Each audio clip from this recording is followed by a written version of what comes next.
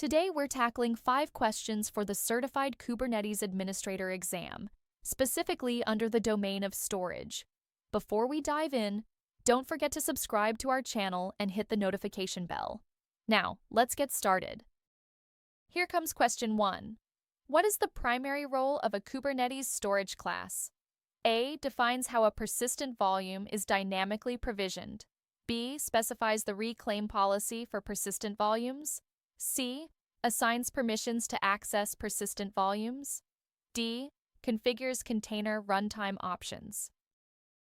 Absolutely, it's A. Defines how a persistent volume is dynamically provisioned. Storage classes determine the type of storage backend and parameters for persistent volumes. Let's tackle question 2. Which volume mode is suitable for block storage in Kubernetes? A. ReadWriteOnce. B. ReadOnlyMany. C. File system. D. Block. Correct. It's D. Block.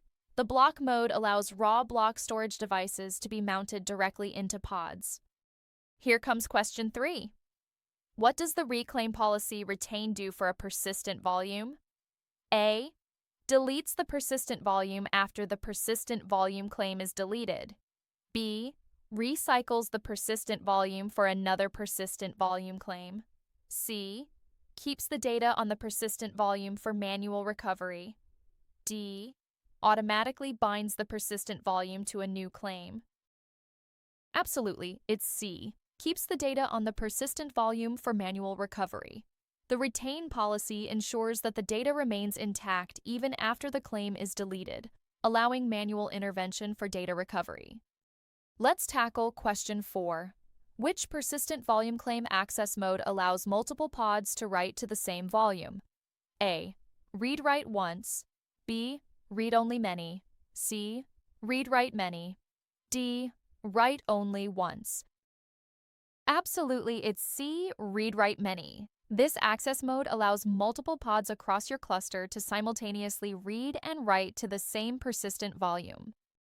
Finally, question 5. How can you configure an application to use persistent storage in Kubernetes? A. Mount a persistent volume claim to a pod. B. Assign a storage class directly to the application. C. Use a config map to define storage parameters. D. Attach storage directly to the kube proxy. Correct. It's A. Mount a persistent volume claim to a pod. Persistent volume claims act as a bridge between your application and the storage backend, ensuring that the pod has persistent, reliable storage.